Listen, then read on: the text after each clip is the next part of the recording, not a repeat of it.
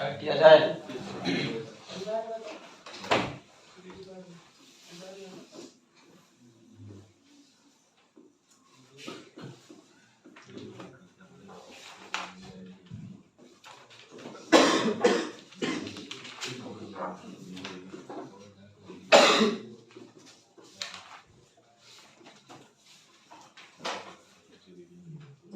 Aldehyde, ketone and carboxylic acid में आज हम लोग नया टॉपिक यानी नया रिएक्शन कवर करेंगे, कैनी-जारो रिएक्शन।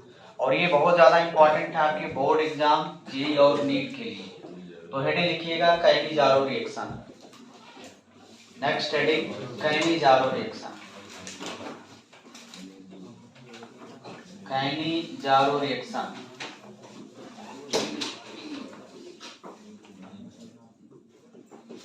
कैनी-जारो रिएक्शन ध्यान देना।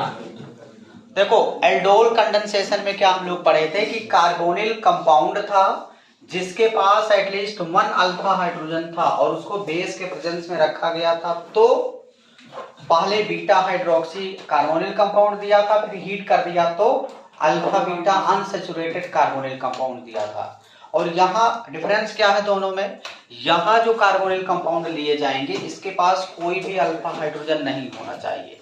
मतलब अल्फा हाइड्रोजन अगर नहीं है और इसको अगर बेस के साथ हम कार्बोनिल कंपाउंड को रिएक्ट कराएंगे तो वो अल्डोल कंडेंसेशन ना दे करके कैनी-जारो रिएक्शन देने लगेगा। क्लियर है कि नहीं? तो हम लोग स्टेटमेंट लिखेंगे, लिखिएगा carbonyl compound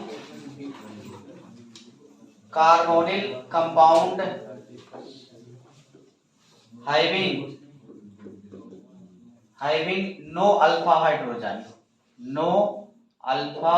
hydrogen react with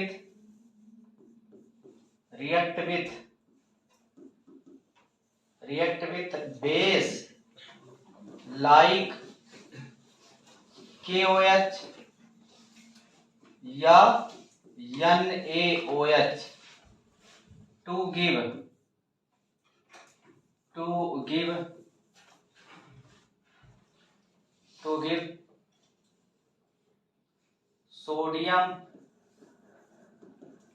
sodium or potassium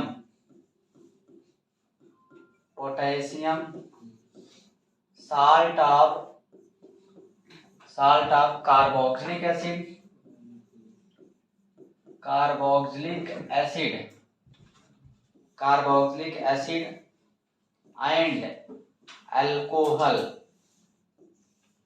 This reaction is called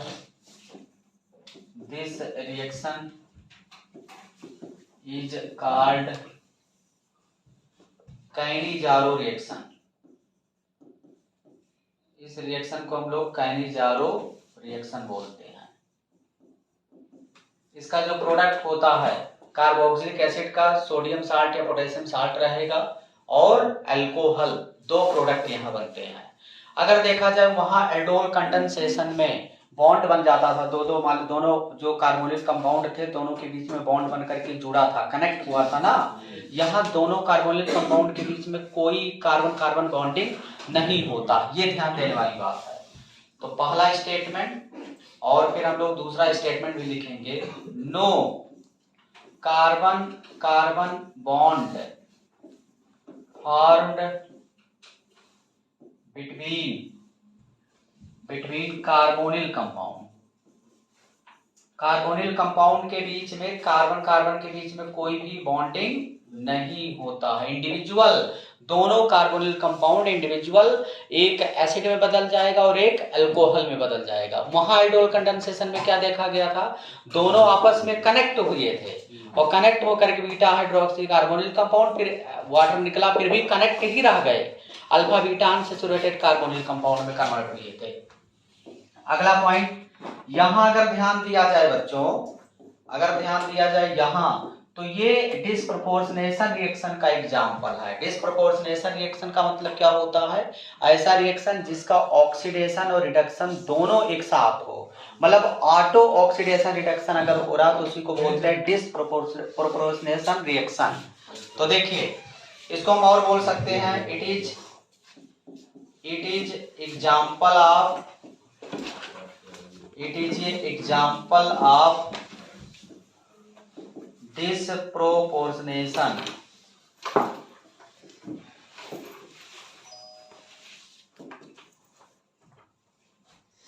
reaction. इसका मतलब क्या होता है, या आप लिख सकते हो it is a example of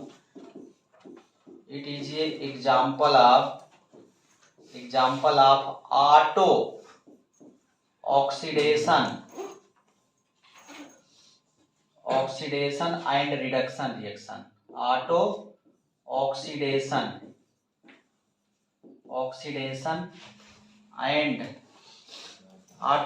and reduction reaction. मतलब एक ही रिएक्शन में ऑक्सीडेशन और रिडक्शन दोनों रिएक्शन एक साथ होता है। देखो ध्यान से, हम लोग दोनों में कंपैरिजन पहले देखते हैं, फिर रिएक्शन हम लोग समझेंगे। ध्यान देना, हम लोग पिछले क्लास में पढ़े थे एल्डोल कंडेंसेशन। तो एल्डोल कंडेंसेशन का जो खास बात था, दो कार्बोनिल कंपाउंड होते थे और अल्फा हाइड्रोजन उनके पास होता था। बेस के प्रेजेंस में बीटा हाइड्रोक्सी कार्बोनिल कंपाउंड, दोनों कार्बोनिल कंपाउंड कनेक्ट होकर के बने थे। और फिर जब हीट कर दिया गया था तो वाटर निकला था, तो alpha beta unsaturated carbonyl compound में बदल गया था, एल्डोल कंडेंसेशन। अब यदि उन दोनों कार्बोनिल कंपाउंड में से किसी के पास भी अगर अल्फा हाइड्रोजन नहीं है और बेस वगैरह सेम अगर है, तो अल्फा हाइड्रोजन अगर नहीं है, तो उस कंडीशन में एल्डोल कंडेंसेशन ना होकर के कैनिजारो रिएक्शन होने लगेगा। इसका मतलब क्या हुआ कैनिजारो रिएक्शन, कि दो कार्बोनिल कंपाउंड जिसके पास अल्फा हाइड्रोजन ना हो, अगर स्ट्रॉन्ग बेस के साथ अगर रखा जाए, जैसे KOH या NOH के साथ अगर रखा जाए, तो ये इसमें से एक कार्बोक्सिलिक एसिड का साल्ट बना देगा और दूसरा अल्कोहल में बदल जाएगा। तो इस रिएक्शन का नाम होता है क्या, कैनिजारो रिएक्शन। ये इसके बीच में अगर देखा जाए, दोनों कार्बोनिल के बीच में कोई कार्बन कार्बन बॉन्डिंग नहीं बनता है, जबकि एल्डोल कंडेंसेशन में दो मॉलिक्यूल आपस में कनेक्ट होकर के कार्बन कार्बन बॉन्डिंग बन जाता है।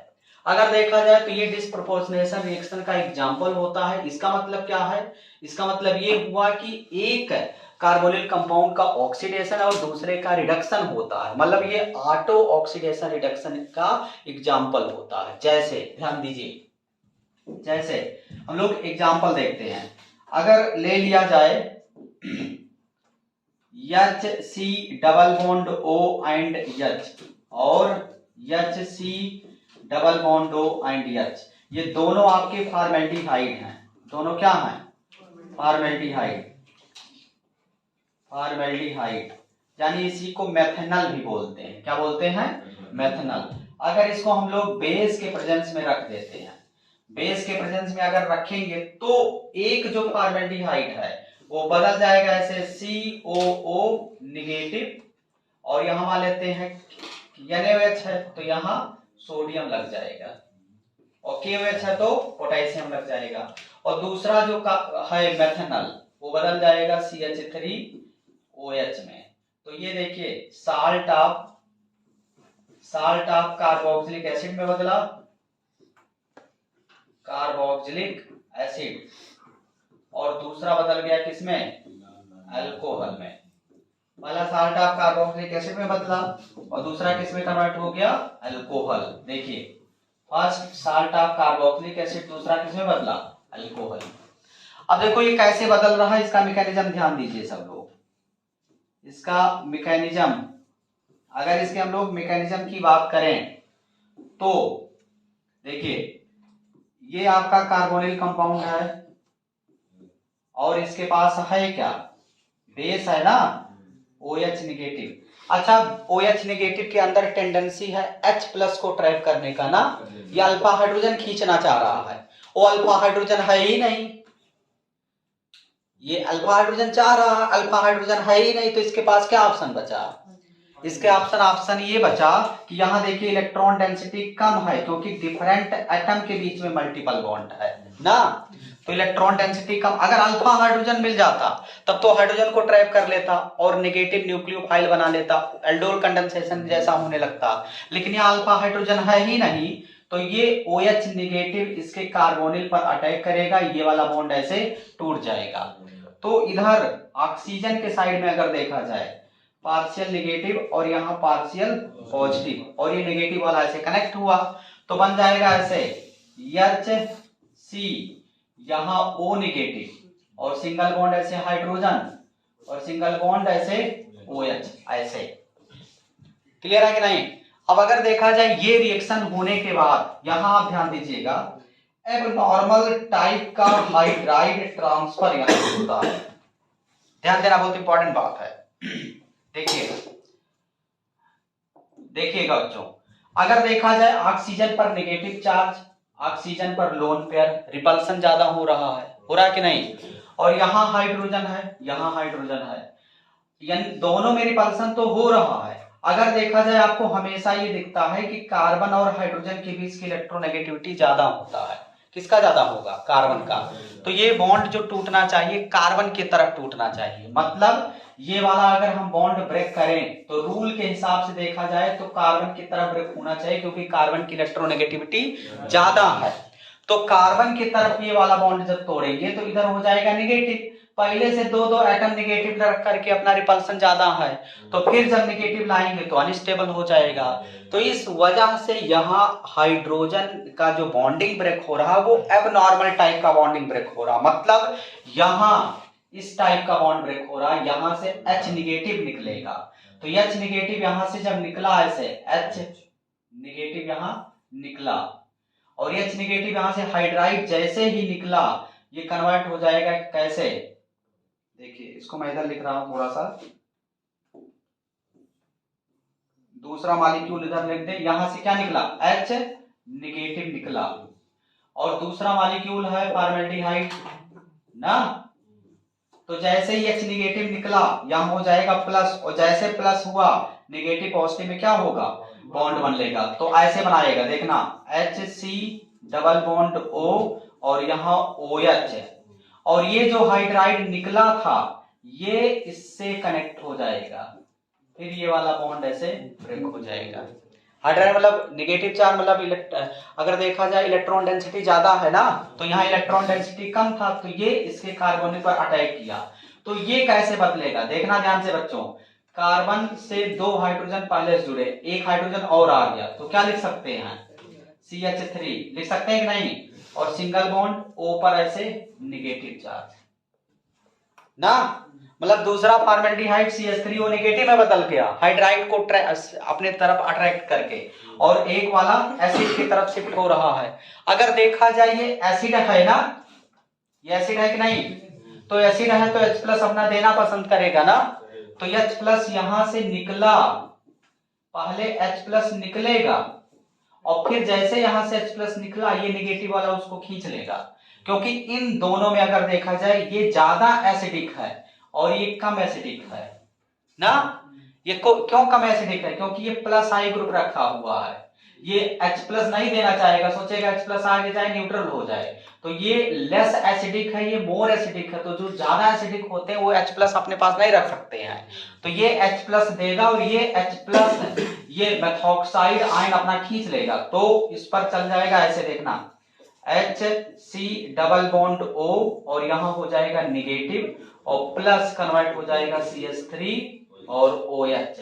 अब यहाँ सोडियम के साथ है, चाहे NaOH ले लो चाहे KOH, तो यहाँ आप Na ऐसे जोड़ देंगे।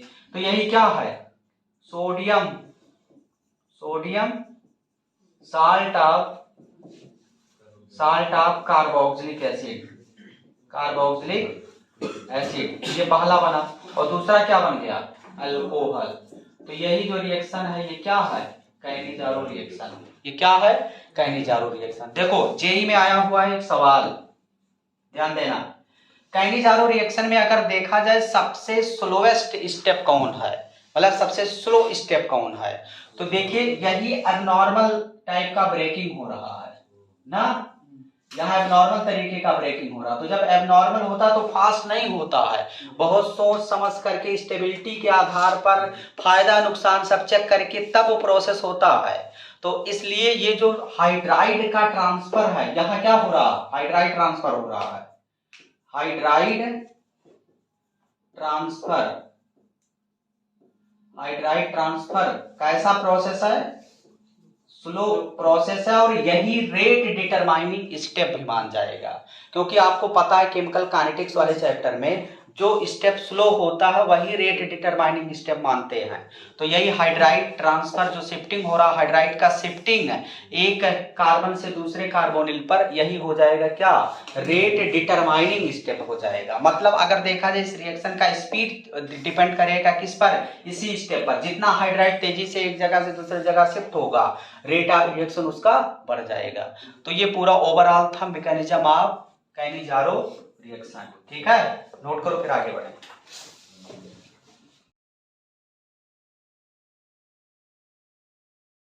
देखिए बच्चों, नेक्स्ट एग्जांपल हम लोग देखते हैं, ध्यान देना।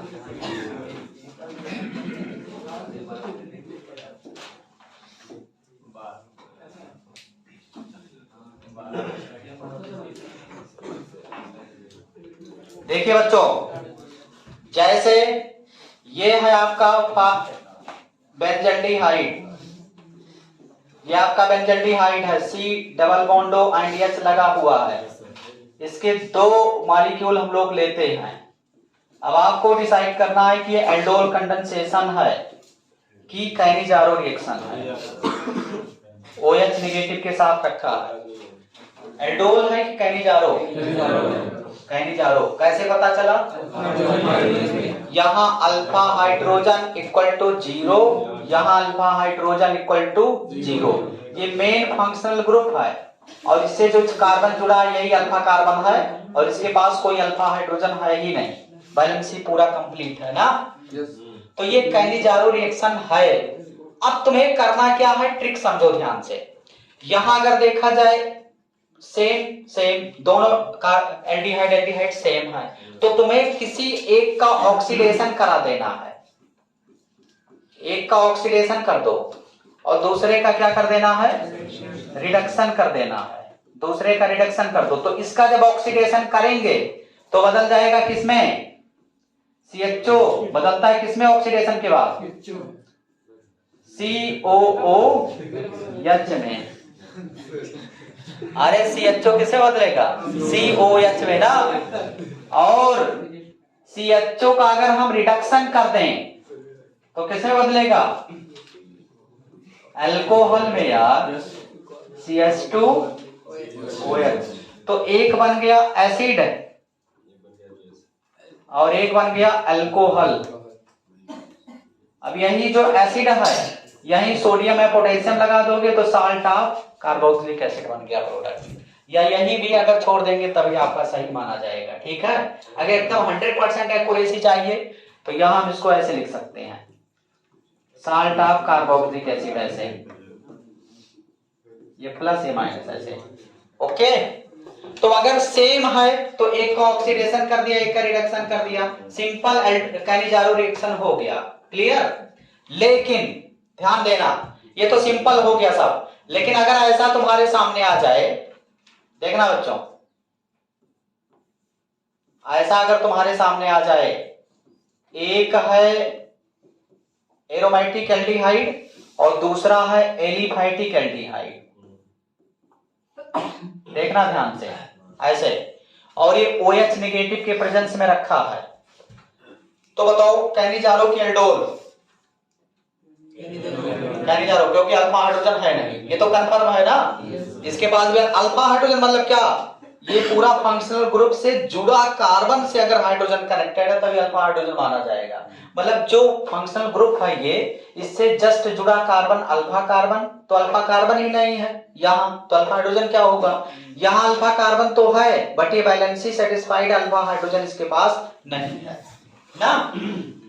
अब देखो ध्यान से, अगर देखा जाए OH नेगेटिव अटैक करता है कार्बोनिल कार्बन पर। अब ये OH नेगेटिव कहां अटैक करेगा, इसके कार्बोनिल पर अटैक करना बेस्ट है कि इसके कार्बोनिल पर, तो जो ज्यादा रिएक्टिव होगा, तो एरोमेटिक एल्डिहाइड ज्यादा रिएक्टिव होता है कि एलिफैटिक एल्डिहाइड? हमने बताया था फॉर्मल्डिहाइड सबसे ज्यादा रिएक्टिव, जब एडिशन न्यूक्लियोफिलिक एडिशन रिएक्शन का रिएक्टिविटी ऑर्डर बता रहे थे। तो ये मोर रिएक्टिव है, ये क्या है, मोर रिएक्टिव है फॉर न्यूक्लियोफिलिक एडिशन रिएक्शन, और ये लेस रिएक्टिव है ये लेस रिएक्टिव है फॉर न्यूक्लियोफिलिक एडिशन रिएक्शन। तो जो मोर रिएक्टिव होता OH नेगेटिव वही अटैक करेगा पहले। तो OH नेगेटिव जहां अटैक करता है मैकेनिज्म में आपको पता वही एसिड में बदला था ना। मतलब जो मोर रिएक्टिव होंगे बच्चों उसका ही ऑक्सीडेशन होगा, और जिसका ऑक्सीडेशन होगा वही बदलेगा किसमें? साल्ट ऑफ कार्बोक्सिलिक एसिड में। यही मेन कॉन्सेप्ट है, साल्ट ऑफ कार्बोक्सिलिक एसिड। और जो लेस रिएक्टिव होगा उसका होगा रिडक्शन, मतलब हाइड्राइड उसके कार्बोनिल पर आकर जुड़ेगा, हाइड्रोजन जुड़ेगा तो रिडक्शन होगा, और जिसका रिडक्शन होगा तो वो किसमें शिफ्ट होगा? अल्कोहल में। तो देख लो बिना मैकेनिज्म के प्रोडक्ट हम बना देंगे। क्या बनाएंगे देखना, यहां CH2OH और दूसरा वाला HCOO नेगेटिव और Na पॉजिटिव। ये क्या बन गया? अल्कोहल। और इधर वाला क्या है? Salt of carboxylic acid, salt of carboxylic acid. और इस रिएक्शन को हम लोग क्या बोल सकते हैं? क्योंकि दोनों डिफरेंट हैं इसलिए इसका नाम हम लोग दे सकते हैं क्या? Cross Cannizzaro, Cannizzaro reaction. क्या बोल सकते हैं बच्चों? Cross Cannizzaro reaction. बात क्लियर है कि नहीं? जैसे समझना ध्यान से। अगर तुमसे कहा जाए, देखिए अगर तुमसे कहा जाए, देखते हैं कितने लोग बता पाएंगे।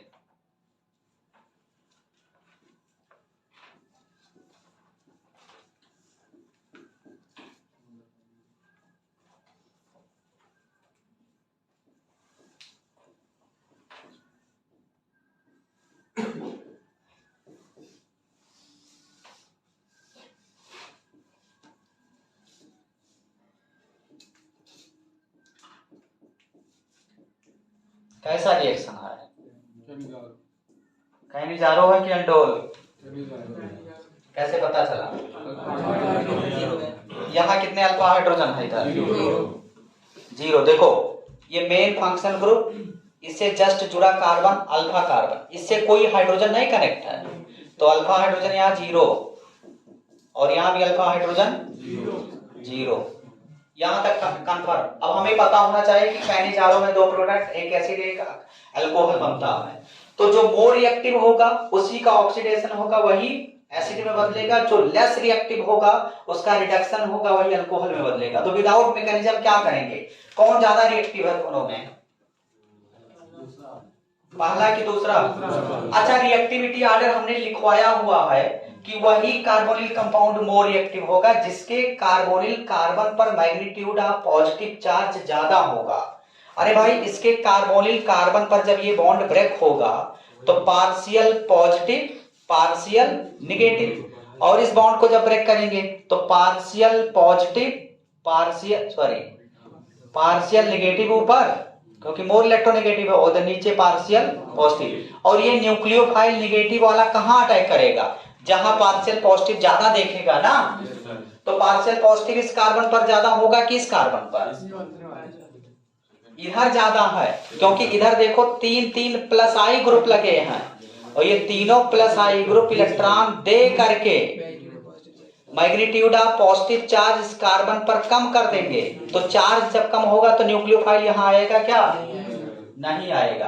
और यहाँ चार्ज ज्यादा है तो यही ये अटैक करेगा, तो जिस पर अटैक करता है वही ज्यादा रिएक्टिव होता है। तो ये मोर रिएक्टिव है, मोर रिएक्टिव। और इधर वाला क्या है? इधर वाला लेस रिएक्टिव। तो जो मोर रिएक्टिव होता है वही किसमें बदलता है?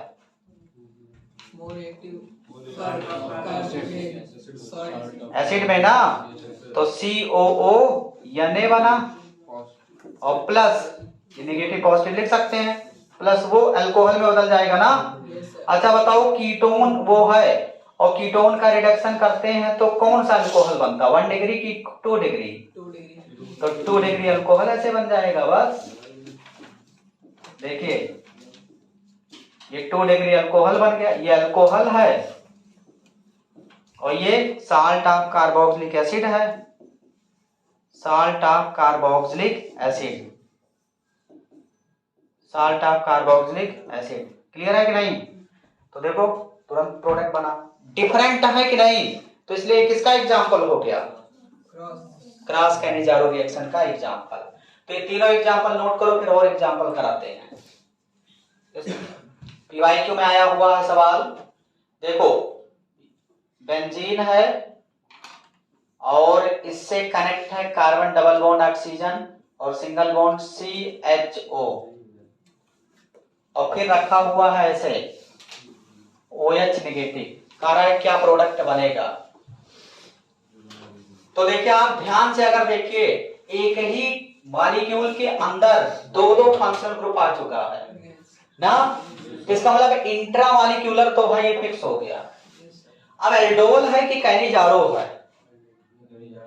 कैनिजारो है, क्योंकि इस CHO के पास क्या कोई अल्फा हाइड्रोजन है? नहीं, और इसके पास भी अल्फा हाइड्रोजन है नहीं, तो अल्फा हाइड्रोजन यहाँ 0, तो इसका मतलब एक कैसा एग्जांपल?